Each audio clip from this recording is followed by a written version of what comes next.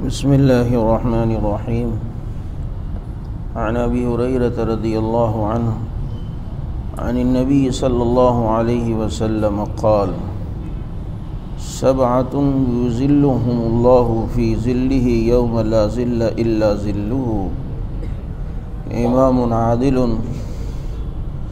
وشاب نشأ في عبادة الله عز وجل، ورجل قلبه معلق بالمساجد إلى آخره۔ حضرت ابو ہریرہ رضی اللہ تعالیٰ عنہ فرماتے ہیں کہ آپ صلی اللہ علیہ وسلم نے فرمایا کہ 7 آدمی، 7 قسم کے لوگ ایسے ہیں کہ جن کو اللہ رب العزت قیامت کے دن اپنا سایہ نصیب فرمائیں گے، اور اس دن اس کے سائے کے سوا کسی کا سایہ بھی نہیں ہوگا۔ اب سب سے پہلی بات تو یہ کہ اللہ کا سایہ جو حدیث میں کہ کیا مطلب ہے، اللہ تو جسم سے پاک ہے، تو اللہ کے سائے سے مراد ایک یہ بھی ہے کہ اللہ کے عرش کا سایہ جو محدثین نے لکھا ہے، اور دوسری مراد یہ ہے کہ ظل یہ کسی کی پناہ میں آ جانا، اس کو بھی اس کا سایہ کہا جاتا ہے۔ جیسے کہ حدیث میں وَالسُّلْطَانُ ظِلُّ اللَّهِ، یہ جو بادشاہ ہوتا ہے یہ اللہ کا سایہ ہے، مطلب یہ کہ بادشاہ اپنی عوام کا، اپنی رعایا کا محافظ ہوتا ہے جو ان کی حفاظت کرتا ہے۔ تو مراد یہ کہ قیامت والے دن یہ 7 قسم کے لوگ ہر طرح کے مصائب سے بچ کر اللہ کی پناہ اور اس کی حفاظت میں آ جائیں گے۔ اور یہ 7 قسم کے لوگ کون سے ہیں؟ یہ حدیث اکثر فضائل اعمال میں ہم سنتے ہیں، لیکن انہیں ہم یاد اگر کریں اور روز ہم اپنا محاسبہ کریں کہ وہ قیامت کی ہولناکی کہ جس میں انسان اگر اللہ کی حفاظت میں آ جائے اور اس کی گرمی سے انسان بچ جائے تو کتنی بڑی کامیابی ہے ان 7 باتوں پر اگر عمل ہو۔ ہمارے مفتی رشید صاحب رحمۃ اللہ علیہ وہ فرمایا کرتے تھے کہ جس طرح صبح شام ذکر کے معمول ہیں، فرماتے تھے کہ یہ حدیث بھی میری روزانہ کے معمولات میں شامل ہے کہ اس کو میں روزانہ پڑھتا ہوں اور پھر اپنا محاسبہ کرتا ہوں کہ آیا ان میں سے کسی ایک آدمی میں بھی میں شامل ہوں یا نہیں ہوں، تاکہ اللہ کا سایہ، اللہ کے عرش کا سایہ قیامت کے دن اللہ کی حفاظت اور اللہ کی پناہ میں آدمی آ جائے۔ دیکھیں، یہ ایک مسلمان کو بتلانے کی ضرورت نہیں، اسے پتہ ہے کہ قیامت کی ہولناکی کتنی خطرناک ہے، کہ جہاں پر یوم یفر المرء من اخیہ کا منظر ہوگا کہ بھائی بھائی سے بھاگ رہا ہے، اور بیوی بچوں سے بھاگ رہی، شوہر سے بھاگ رہی ہے، ماں باپ اپنے بچوں کو دیکھ کے انجان بن جائیں گے کہ کہیں ایسا نہ ہو کہ ہم سے جو ہے وہ نیکی کا مطالبہ نہ کرے ہمارے بچے۔ ایسے حال کے اندر اللہ رب العزت ایسے خوبصورت جگہ پر اپنا سایہ دے دیں تو یہ کتنی بڑی کامیابی ہے۔ تو ان 7 قسم کے افراد کا بتلایا، اگر اسے ہم توجہ سے سنیں تاکہ کبھی موقع لگے تو ہم کوشش کریں کہ ہم بھی یہ فضیلت حاصل کر سکیں۔ ایک تو فرمایا امام عادل، نیک عادل حکمران، انصاف کرنے والا، جس کو اللہ رب العزت نے کسی منصب پہ بٹھایا اور وہ اس کا بہترین فیصلہ کرے۔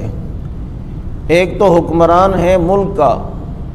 لیکن آپ کے پاس اگر کوئی پنچایت لے کر آئے تو وہاں آپ انصاف کا فیصلہ کر دیں تو ایسے شخص کو بھی اللہ قیامت کے دن اپنے عرش کا سایہ دے گا۔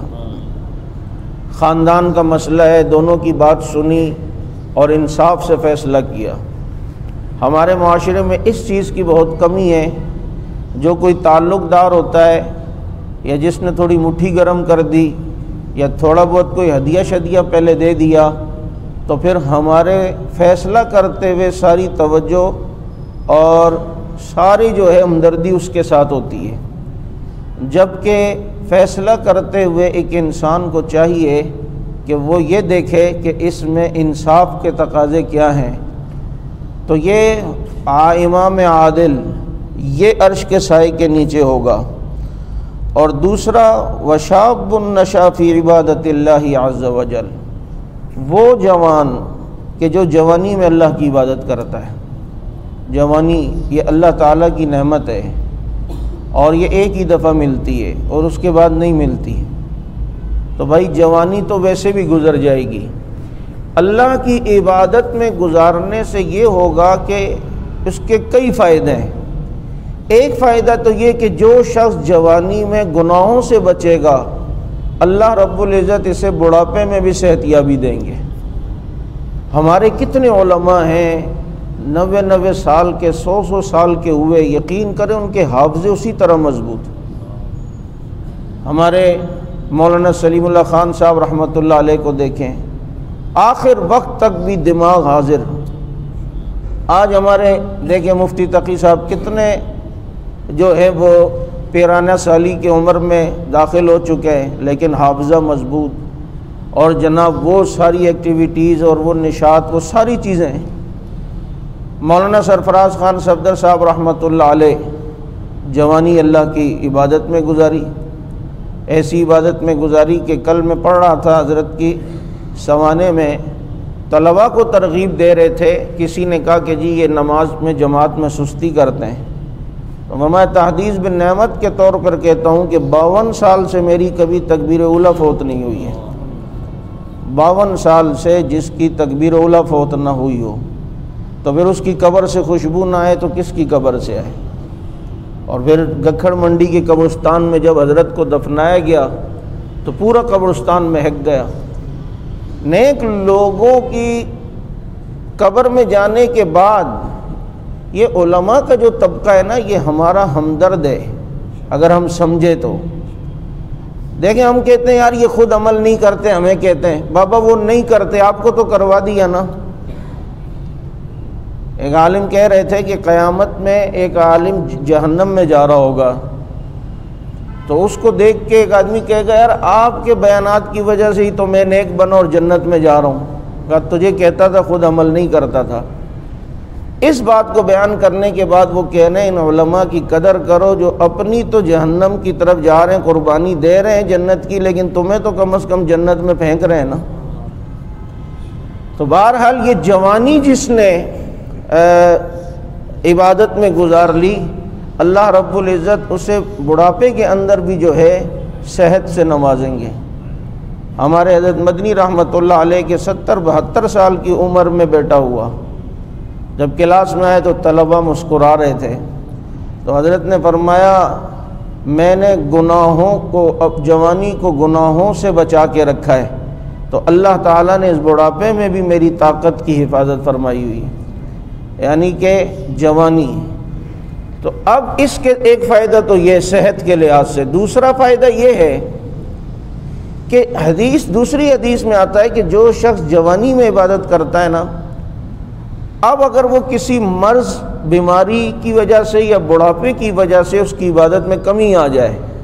وہ روزانہ پڑھتا تھا 10 نفلیں،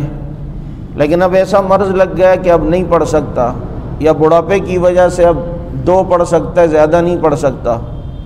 تو اب اللہ تعالیٰ اس کے بدلے ایک فرشتے کو مقرر فرمائیں گے کہ اس کی جو عبادت رہتی ہے وہ تم کرو اور اس کا ثواب میں اس کو دوں گا۔ یہ فائدہ ہے جوانی میں عبادت کا، یعنی جوانی کی عبادت یہ سرکاری نوکری ہے کہ ریٹائرمنٹ کے بعد بھی پینشن مل رہی ہے اور کام چل رہا ہے۔ تو وہ جوان جو ہمارے ساتھی جوانی کو ضائع کر رہے ہیں، یہ برف کی طرح زندگی پگھل رہی ہے، اگر یہ جوانی کو عبادت میں گزار لی تو خدا کی قسم اللہ رب العزت ایسی پاکیزہ زندگی عطا فرمائیں گے اور ایسے سکون کی زندگی کہ انسان اس کا تصور بھی نہیں کر سکتا۔ حضرات صحابہ کرام رضوان اللہ علیہم اجمعین کی زندگی ہمارے سامنے، اپنی جوانیاں نوجوانیاں سب کچھ اللہ کے دین کے لیے قربان کی ہے۔ تو جوانی میں جو عبادت کرتا ہوگا ایسے شخص کو بھی اللہ تعالیٰ اپنے عرش کا سایہ عطا فرمائیں گے۔ تیسرا فرمایا کہ وَرَجُلٌ قَلْبُهُ مُعَلَّقٌ بِالْمَسَاجِدِ، وہ شخص جس کا دل مسجد میں اٹکا رہے، مسجد سے اس کا تعلق رہے، ایسے آدمی کو بھی اللہ اپنے عرش کا سایہ دیں گے کہ جناب مسجد سے تعلق ہے، مسجد میں آتا ہے، اور یہ نہیں ہے کہ بس آئے اور فوراً بس جانے کی یار کب امام صاحب نے اتنی لمبی رکعت پڑھا لی، اسے جیل نہ لگے، اسے اللہ کا گھر لگے۔ اور یہ انسان اپنے بارے میں یہ تھوڑا سا خود سوچے کہ آج کوئی وزیر اعلیٰ، وزیر اعظم کو ٹائم دے دے، جی اتنے بجے آنا ہے آپ نے،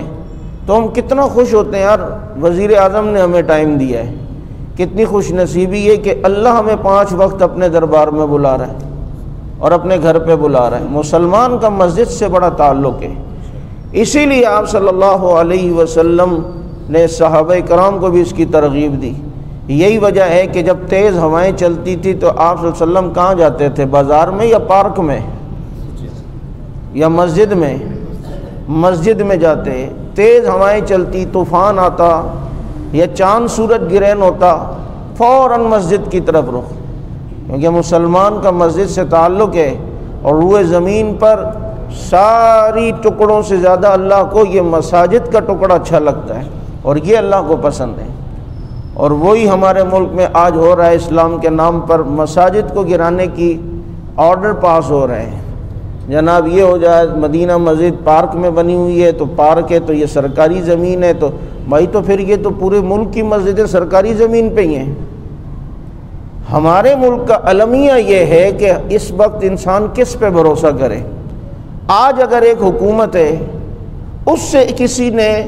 پورے ڈاکومنٹس بنوائے ہیں زمین کے کہ بھائی میں یہاں ایک پلازا بنانا چاہ رہا ہوں یا مسجد بنانا چاہ رہا ہوں،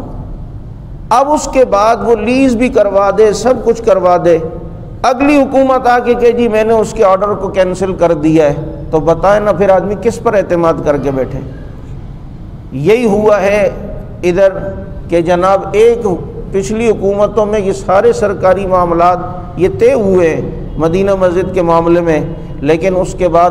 اب نئے چیف صاحب تشریف لائے ہیں، جن کی کل آپ نے دیکھا ہوگا ویڈیو وائرل ہوئی ہے، ہندوؤں کے ایک مجلس میں اور ہندوؤں کی ایک پارٹی میں گئے ہیں، اور وہاں ترغیب دے رہے ہیں کہ حکومت کو چاہیے کہ سرکاری زمین پر ہندوؤں کے مندر بنوائے جائیں، اور وہی شخص ادھر آرڈر کر رہا ہے کہ جی یہ مسجد جو ہے نا پارک کے اندر ہے تو لہذا ختم کر دیا جائے۔ اس وقت قوم کو پارک کی ضرورت ہے یا مسجد کی ضرورت ہے؟ اور ایسا بھی نہیں ہے کہ اس مسجد نے پارک کو ختم کر دیا، مسجد اپنی جگہ اور پارک مسجد سے کئی گنا بڑا ابھی بھی موجود ہے۔ یعنی آپ چاہتے ہیں جہاں سجدہ ہو وہاں سجدے نہ ہوں، وہاں بینچ پر، پارک کی بینچ پر لڑکے لڑکیاں بیٹھ کر باتیں کر رہے ہوں۔ عجیب بات ہے کہ ہمارے یہاں ہم اگر کوئی دین کا کام، صدقہ جاریہ کا کام کر نہیں سکتے تو کم از کم دین کے ساتھ دشمنی تو نہ کریں نا، کہیں ایسا تو نہ ہو کہ ہماری آخرت جو ہے وہ تباہ ہو جائے۔ تو مسلمان کا تعلق جو ہے وہ مسجد کے ساتھ ہوتا ہے، اسی لیے اعتکاف کی جو ہے وہ ترغیب دی گئی، مسجد کے اندر آ کر ذکر و اذکار کی ترغیب دی گئی۔ اور جب مسجد کے پھر آداب بھی ہیں، صرف مسجد سے تعلق اس وجہ سے بھی نہ ہو کہ آ گئے اور پھر جناب 5-6 چاچے میاں اور بھائی صاحب بیٹھ کے گفتگو شروع ہو گئی اور باتیں، اور پورے خاندان کے معاملات وہاں پر ڈسکس ہو رہے ہیں، اور پھر جناب ایسا لگ رہا ہے جیسے کہ کوئٹہ وال ہوٹل پہ بیٹھے ہوئے گفتگو ہو رہی ہے۔ مسجد کے پھر آداب کی بھی رعایت ہو۔ مسجد میں دنیاوی باتیں ہو رہی ہوں، فرشتہ پہلے کچھ یوں کہتا ہے، اللہ کے بندے خاموش ہو جا، اللہ کے ولی خاموش ہو جا، اللہ کے بندے خاموش ہو جا، پھر بھی نہیں ہوتا تو تیسری بار وہ کہتا ہے اللہ کے دشمن خاموش ہو جا۔ کہاں اللہ کا ولی کہہ رہا تھا اور کہاں اللہ کا دشمن کہہ رہا ہے۔ یہاں پھر اس کے مسجد کے تقاضے بھی بہت ہیں، پھر اس کے کا خیال بھی جو ہے وہ رکھنا ہے کہ مسجد کے اندر جب آئیں تو اس کے پورے آداب کی رعایت ہو۔ اسی لیے آپ مسجد میں آ گئے، ابھی نماز میں ٹائم ہے، تیسرا کلمہ پڑھتے رہیں جب تک تیسرا کلمہ پڑھیں، یا کم از کم دعائیں کریں، کیونکہ اقامت اور اذان کے درمیان کا جو ٹائم ہوتا ہے اس میں دعائیں قبول ہوتی ہیں، اور اس میں آ کر آدمی جب تک جو ہے وہ کیا کہتے ہیں کہ دعائیں کر سکتا ہے، تیسرا کلمہ پڑھتا رہے، تو ان چیزوں کا اہتمام ہو۔ تو تیسرا وہ آدمی جس کا دل مسجد کے ساتھ معلق رہے، اور چوتھا کون، جس کی تفصیل پچھلے درس میں بھی گزری، صرف اس چوتھے آدمی کی نشاندہی کروں کہ وَرَجُلَانِ تَحَابَّا فِي اللَّهِ اجْتَمَعَا عَلَيْهِ، کہ دو آدمی جو آپس میں صرف اللہ کے لیے محبت کریں اور اللہ کے لیے محبت کریں اور آپس میں ملاقات کریں، کوئی دنیاوی غرض دنیاوی مقاصد نہ ہو،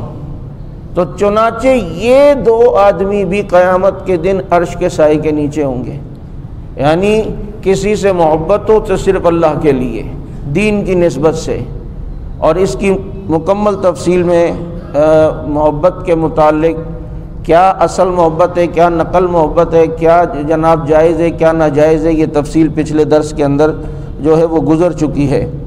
اور فرمایا کہ یہ اللہ کے لیے جمع ہو، اور اگر کبھی ناراضگی بھی ہو تو وَتَفَرَّقَا عَلَيْهِ، تو اللہ ہی کے لیے یہ جدا بھی ہوں، کسی اور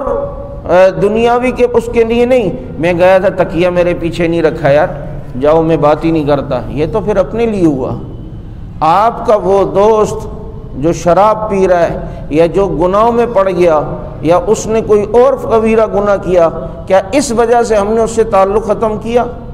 نہیں، اس وجہ سے نہیں، بلکہ ہم نے اپنی صرف ذات کے اوپر کوئی بات ہوئی تو اس وجہ سے تعلق ختم کیا، تو یہ اللہ کی رضا کے لیے تو نہیں ہوا۔ تو یہ چوتھا شخص ہے۔ پانچواں وہ شخص، اور یہ آج کل کے دور میں سمجھتا ہوں کہ کروڑوں کی تعداد میں تو عرش کے سائے کے نیچے آ ہی جائیں گے اگر اس پانچویں والی بات پہ عمل کیا۔ وَرَجُلٌ دَعَتْهُ امْرَأَةٌ ذَاتَ حُسْنٍ وَجَمَالٍ فَقَالَ إِنِّي أَخَافُ اللَّهَ، کہ کوئی اعلیٰ حسب والی، اعلیٰ نسب والی کوئی خوبصورت لڑکی کوئی اپنی طرف متوجہ کرے کسی کو، اور وہ کہے اللہ کا مجھے ڈر ہے، میں اپنے رب سے ڈرتا ہوں، انی اخاف اللہ۔ اب مجھے بتائیں، اس وقت فیس بک پہ خود لڑکیاں آفر کر رہی ہوتی ہیں ہم سے فرینڈشپ کریں، ہم سے دوستی کریں، اور کتنی جو ہیں تعداد میں مسلمان اس گناہ میں پڑے، حالانکہ یہ جو حسب نسب والی یا یہ خوبصورت، یہ جو ادھر اپنی طرف مائل کر رہی ہے، تو اس وقت اگر ایک انسان یہ حدیث ذہن میں رکھے اور کہے یار گناہ تو میں نے بہت کیے ہیں، چلو آج اللہ کی رضا کے لیے میں اپنے دل پہ پتھر رکھ کے کچھ اپنی آخرت کا انتظام کروں، کوئی اپنے عرش کے سائے کے نیچے بیٹھنے کا انتظام کر لوں، اور یہ کہہ دے کہ بھائی مجھے اللہ سے ڈر لگتا ہے، سوری میں آپ سے دوستی نہیں کر سکتا، آپ سے میں یہ تعلق نہیں بنا سکتا، اور یہ تو خود پیش کریں گی۔ جیسے دیکھیں نا، ایک صاحب اپنے بیٹے کو ترغیب دے رہے تھے، بیٹا بہت احتیاط کرنا، کسی گناہوں میں نہ پڑ جانا، اور کہنے لگا پاپا بات یہ ہے کہ لڑکیاں تو خود جو ہے نا وہ لائن دیتی ہیں، اب ہم کیا کریں؟ تو بڑی پیاری انہوں نے بات کی، انہوں نے کہا بیٹا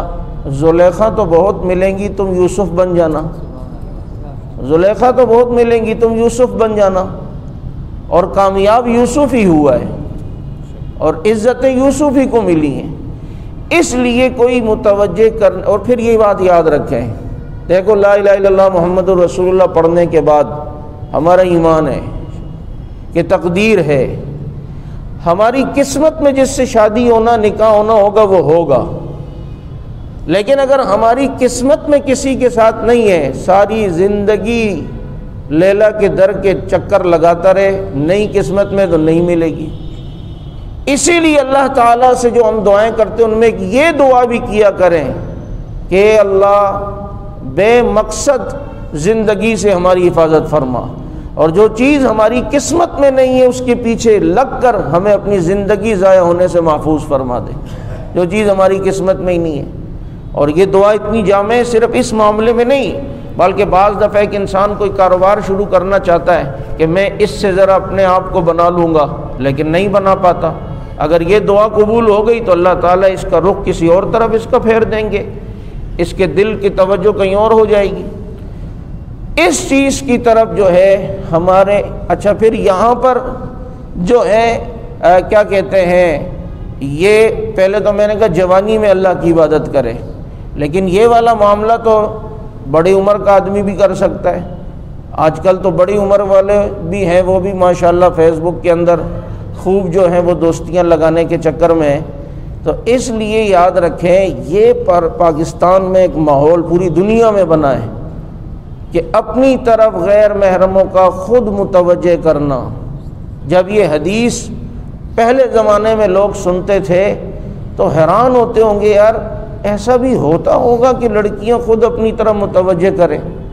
2 4 5 10 ہوتی ہوں گی، لیکن ادھر تو کھیپ کی کھیپ ہے۔ اور پھر یاد رکھیں، یہی موقع ہوتا ہے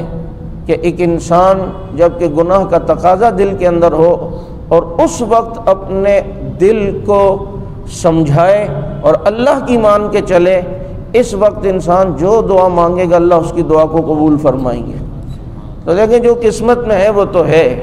اسی لیے آپ صلی اللہ علیہ وسلم کی دعاؤں میں ایک دعا یہ ہے، اللہم انی اعوذ بک من فتنۃ النساء، اللہ مجھے عورتوں کے فتنے سے محفوظ فرما۔ نبی جیسی شخصیت یہ دعا فرما رہی ہے۔ حدیث شریف کا مفہوم ہے، جب شیطان کو راندہ درگاہ کیا گیا نا، تو اس نے کہا اللہ کچھ ایسے اسباب بھی کہ میں لوگوں کو آزمائش میں ڈالوں، تو اس کے ذہن میں بہت سی چیزیں تھیں، چوری کے ذریعے، اس ذریعے سے، لیکن یہ خوش نہیں تھا۔ جب اسے لڑکی دکھائی گئی، اس کے بال، اس کے گال، اس کی چال، اس کی چلن، ڈانس کرنے لگا خوشی سے، کہتا ہے اب ابن آدم مجھ سے بچ کے بتائیں۔ اور پھر اس نے دنیا میں سب سے پہلا قتل لڑکی ہی کی وجہ سے کروایا، قابیل نے جو ہے وہ حابیل کو قتل کر دیا۔ اس لیے اس پرفتن دور میں جہاں پر اتنی بے حیائی اور فحاشی عام ہو رہی ہو، کتنا خوش نصیب ہے وہ آدمی جو گناہوں سے بچ کے چلے۔ آپ دیکھیں، ہم میں سے ہر ایک چاہتا ہے کہ میری اولاد وہ لاکھوں میں ایک نظر آئے، وہ لاکھوں میں ایک بنے۔ بھائی ہم کروڑوں میں ایک بن سکتے ہیں، پتہ ہے، کروڑوں میں ایک۔ ہم میں سے ہر ایک چاہتا ہے نا ہم لاکھوں میں ذرا الگ نظر آئیں، ہم کروڑوں میں الگ نظر آ سکتے ہیں کہ کروڑوں لوگ بد نظری کر رہے ہیں، ہم نہیں کریں تو ہم کروڑوں میں ایک ہو گئے یا نہیں؟ کروڑوں لوگ غیبتیں کر رہے ہیں، ہم نہیں کریں تو ہم لاکھوں میں نہیں کروڑوں میں ایک ہو سکتے ہیں یا نہیں؟ عرش و فرش کا مالک دیکھ کے کتنا خوش ہو رہا ہوگا، فرشتوں دیکھو کروڑوں لوگ گناہوں میں اس میں پڑے ہوئے اور میرا یہ بندہ مجھ سے ڈرتے ہوئے گناہ سے بچ رہا ہے۔ اس لیے اللہ کے نبی نے فرمایا، کوئی حسب نسب والی حسین عورت متوجہ کرے اور وہ اس وقت کہتے میں اللہ سے ڈرتا ہوں، اور وَرَجُلٌ تَصَدَّقَ بِصَدَقَةٍ فَأَخْفَاهَا حَتَّى لَا تَعْلَمُ شِمَالُهُ، اور اللہ کے نبی نے فرمایا کہ ایک انسان اس طرح صدقہ کرے کہ دائیں ہاتھ سے دے تو بائیں ہاتھ کو بھی پتہ نہ چلے۔ مطلب یہ کہ اتنے خفیہ طریقے سے دے، اللہ کی راہ میں جب دے اس میں نام و نمود اور ریا نہ ہو، دکھلاوا نہ ہو، اس انداز میں ہو جیسے زین العابدین رحمۃ اللہ علیہ۔ ان کے دور میں لوگ دیکھتے تھے صبح غریبوں کے گھروں کے باہر راشن ہوتا، سمجھ نہیں آتی تھی یہ رات کو کس وقت کون ڈال کے جاتا ہے۔ یہ تو حضرت زین العابدین رحمۃ اللہ علیہ کا جب انتقال ہوا اور ان کی قمیض غسل کے لیے اتاری گئی اور ان کے کندھوں کے اوپر رسی کے نشانات لوگوں نے دیکھے تو پتہ چلا یہ وہ شخص تھا جو 100 گھروں کے اندر گھر کے راشن دے کے کفالت کرتا تھا اور کسی کو پتہ بھی نہیں چلنے دیتا تھا۔ تو جب اچھا پھر اس میں کسی کی عزت بھی اسی میں کہ انسان اسے خفیہ انداز میں دے دے، اور اس کے بہت سے طریقے ہیں تاکہ اس کی عزت نفس بھی مجروح نہ ہو۔ اس میں بھی بات یاد رکھیں، علماء نے لکھا ہے کہ جو صدقات واجبہ ہیں وہ لوگوں کی ترغیب کے لیے انسان سب کے سامنے دے سکتا ہے کہ بھائی جیسے قربانی ہے، واجب ہے، زکوٰۃ ہے، فرض ہے، ضروری ہے، تو یہ آدمی دے تاکہ اوروں کو بھی ترغیب ہو۔ لیکن جو نفلی صدقات ہیں یہ اس انداز میں ہو کہ پتہ ہی نہ چلے کسی کو،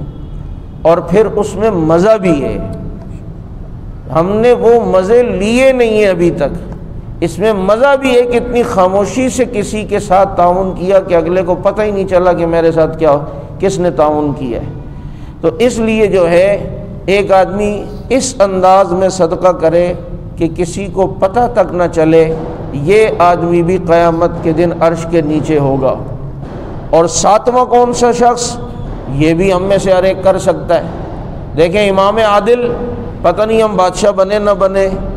اور جوانی، اب بڑھاپا آ گیا تو جوانی تو نہیں ملے گی، تو یہ جو چند کام ہیں یہ تو ہم کر سکتے ہیں، جس میں ایک تو مسجد سے تعلق، اور دوسرا صدقہ ایسی طریقے سے کہ کسی کو پتہ نہ چلے، اور ساتواں جس شخص کے بارے میں نبی نے فرمایا اللہ اسے بھی عرش کا سایہ دیں گے، وَرَجُلٌ ذَكَرَ اللَّهَ خَالِيًا فَفَاضَتْ عَيْنَاهُ، ایک آدمی اس طرح اللہ کا ذکر کرے کہ اس کی آنکھوں سے آنسو بہنے لگے، تنہائی میں بیٹھا ہے یا ویسے ہی بیٹھا ہے، اور یہ تبھی ہوگا کہ اللہ کا جو ذکر کر رہا ہے اس کے ترجمے پہ غور کرے۔ اگر اللہ اکبر کر رہا ہے، اللہ اکبر اللہ اکبر، تو اللہ کتنے بڑے اس کا تصور لائے، یار اتنے آسمان ہیں، اس کے اندر اتنی گلیکسیز ہیں، پھر اس کے اندر اتنی سپر گلیکسیز ہیں، پھر پتہ نہیں کیا کیا ہے، میرا اللہ اتنا بڑا ہے۔ جب دل کے اندر اللہ کی بڑائی یوں آئے گی تو آنسو نکلیں گے۔ الحمدللہ الحمدللہ پڑھ رہا ہے تو اس پر انسان اللہ کی نعمتوں کو غور کرنا شروع کرے، اللہ نے مجھ پر کتنی نعمتیں کی ہیں۔ یا تلاوت کر رہا ہے اور تلاوت کرتے کرتے اس کی آنکھوں سے آنسو نکل آئے، تو یہ چیزیں تو ہو سکتی ہیں کہ ہم ذکر کریں تنہائی میں اور اللہ رب العزت کی محبت میں ہماری آنکھ سے آنسو نکل آئیں، تو ایسے شخص کو بھی اللہ رب العزت قیامت کے دن اپنے عرش کا سایہ عطا فرمائیں گے۔ اللہ رب العزت ہمیں ان لوگوں میں سے محفوظ بنا دے کہ جن کو اللہ تعالیٰ قیامت کے دن اپنے عرش کا سایہ عطا فرمائیں گے۔ آخر دعوانا الحمدللہ رب العالمین۔ سبحانک اللہم و بحمدک، نشہد ان لا الہ الا اللہ، نستغفرک و نتوب الیک۔ اللہم صلی علی محمد النبی الامی وعلی آلہ وسلم تسلیما۔ ربنا آتنا فی الدنیا حسنہ وفی الآخرۃ حسنہ وقنا عذاب النار۔ اللہم اشفنا انت الشافی لا شفاء الا شفاؤک شفاء لا یغادر سقما۔ صلی اللہ تعالی علی خیر خلقی محمد وعلی آلہ وصحبہ۔